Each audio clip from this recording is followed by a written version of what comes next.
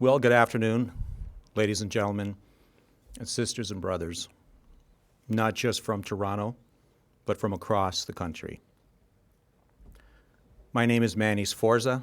I'm the International Vice President that's been appointed as trustee of ATU Local 113. And I want to remind everybody that I am here to assist the local. I want to begin by providing an update to what's occurred over the last few days. I've been able to reinstate 3 more full-time officers, which brings the number to 13 out of 17 back at work. Our shop stewards have continued to attend the union office, and we have over 90% behind us. So again, I want to stress that we have an overwhelming supermajority of elected officers behind ATU Local 113. Yes.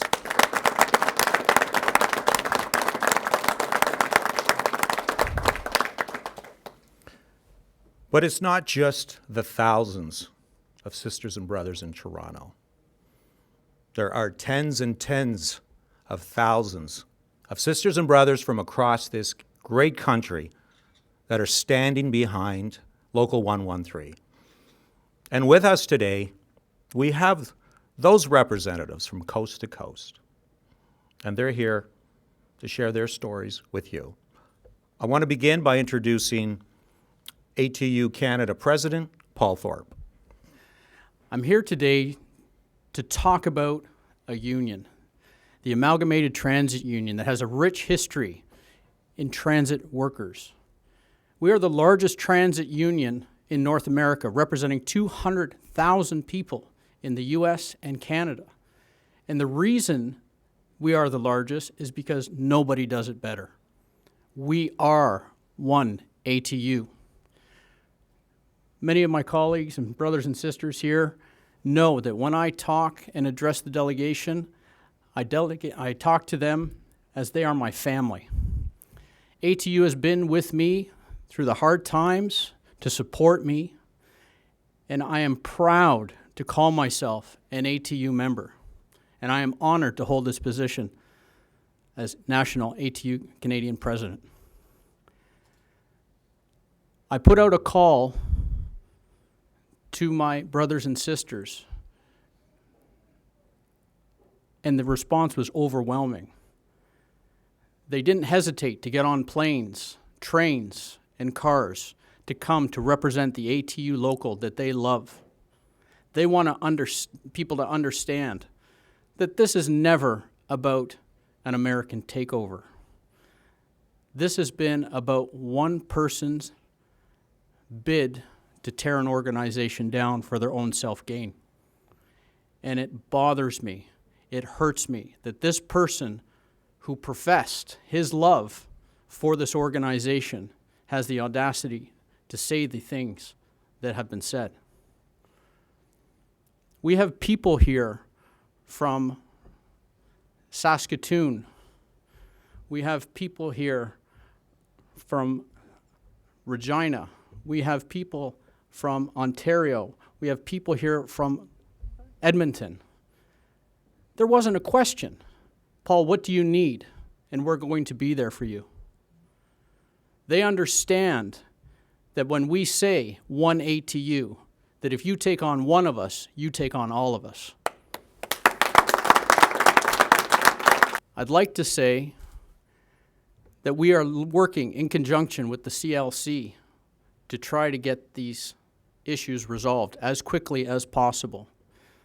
We had a very productive meeting with Hassan Youssef and Chris McDonald of the CLC, and we're waiting for their response.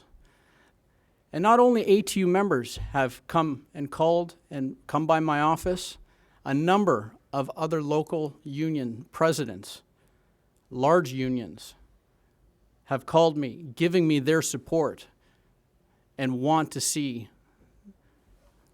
this settled as quickly as possible. As I said, it's a pleasure working with Manny Sforza. IVP of the International. He is doing everything he possibly can to make sure that the trusteeship runs as smoothly as possible, and I have seen his work, and it is business as usual for the members of 113 in Toronto. And these workers care about the system.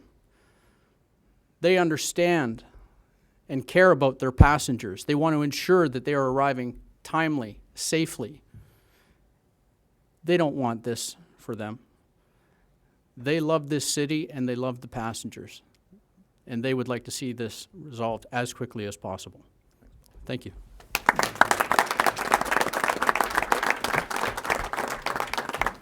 And just an update, Paul, we've got some folks flying in from Thunder Bay as we speak. At this time, it's my pleasure to introduce Sister Margaret Gilbert from Local 1582, the great city, Niagara Falls. Margaret?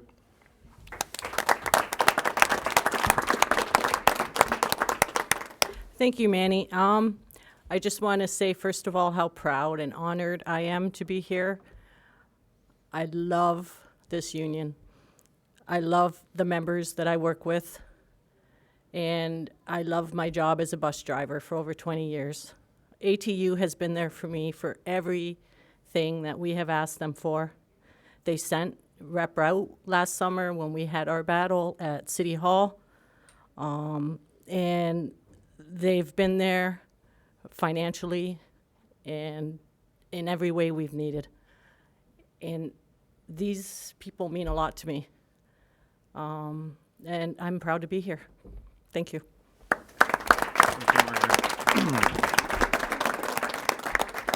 At this time, I'd like to introduce Brother Jack Jackson out of Local 1572, Mississauga. Jack. Thank you.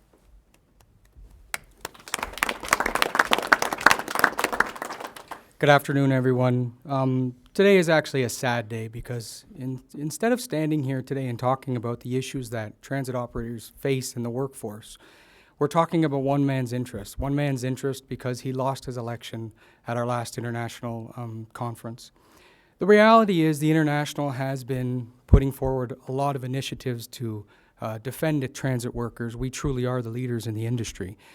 President Hanley has rolled out things like initiatives against unrealistic run times, driver's assaults, blind spots in the workplace, washroom breaks. These are just a few of the initiatives that our International has put out. And they've put those out not in Canada, not United States, but they've put those out across North America wide. They have never turned down anything to any Canadian local. It was my pleasure to stand here today and express the concern that I have in the fact that Brother Kinnear, and I say brother in a very loose term, is trying to paint a picture of Canada versus United States, and it's just not a true picture. President Hanley and the International have been rolling out training initiatives so that the smaller locals don't have to actually fly into Washington to receive training. They can actually get the training online through videos and such.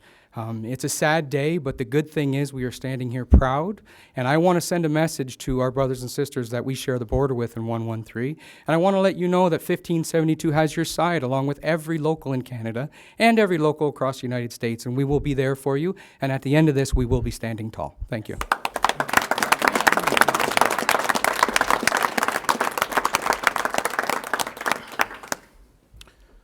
So despite a recent attempt to raid the union, it's business as usual at Local 113. We're here to protect the interest of our members. We have support not just here, but as you can see across this great country. One person does not make a union. Bob Kinnear walked away from us. He can do whatever he wants, but he does not represent us. Bob Kinnear made a decision, his own interest, to leave the union.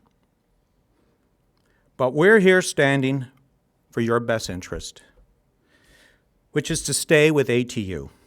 Our brothers and sisters are invested in the issues that matter most to transit workers. That's our only focus. Transit workers. ATU is all of us. We are transit workers, We've stood together in solidarity for 120 years. Thank you. One ATU! One ATU! One ATU! One ATU! One ATU! One ATU! One. Manny, have you talked to the CLC about reinstating their protections against raiding, and if you have, what have they said? So as Paul said earlier, we met with them yesterday in Toronto, and we had a very productive discussion.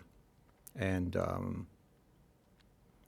Paul and I are going to be speaking with them sometime later today to get a follow-up.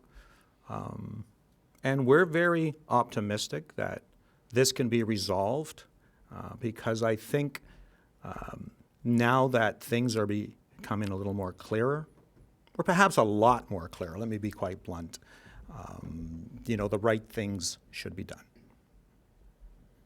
Respectfully, though, I'm not sure you answered the question. What did the CLC say about putting those protections back in place? Well, as I said, we had some very good discussion. I would rather that those comments come from the president, Hassan Youssef himself.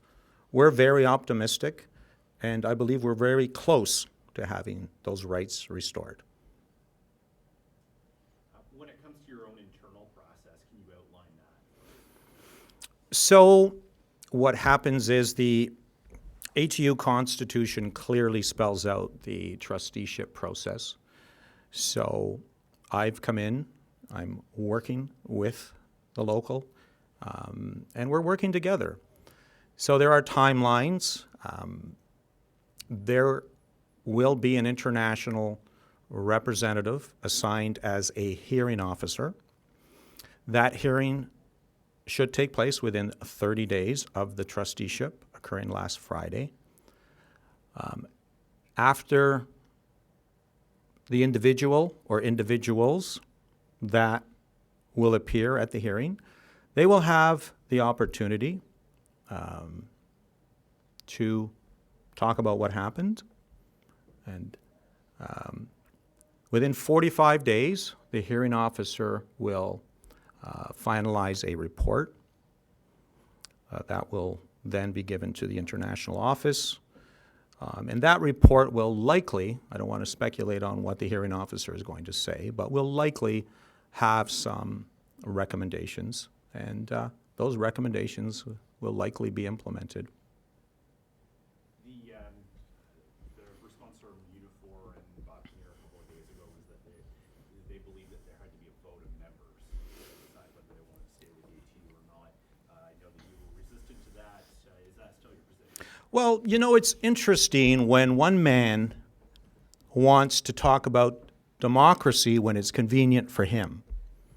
What about the democracy that he did not follow? What about the democracy that I've been able to prove that he violated? And quite simply by all the board members that have said he never addressed them. He did this unilaterally on his own. And he has said, if I brought it up in the boardroom, I would have been in trusteeship. I don't want to quote it, but it's in yesterday's Globe and Mail. Made a comment to the effect, if I said something, I would have been out 5 minutes later. So he's openly admitted that what he did was wrong. He didn't talk to the board members. I've said it all this week. It wasn't brought up in the boardroom. There was no vote in the boardroom. And more importantly, there was nothing posted, and the 10,500 members never had a chance to talk about it. We always seem to be talking about Bob Kinnear's career and not the careers of the 10,500 members. That's what we need to focus on. That's what's important here. So when he wants to talk about democracy, when it's convenient for Bob Kinnear, he wants to have a vote. Well, you know what I want to say to Bob Kinnear? You've got to be consistent. And we all know he isn't. Any other questions? Okay, thank you very much for coming. Thanks. And thank you to the sisters and brothers for coming.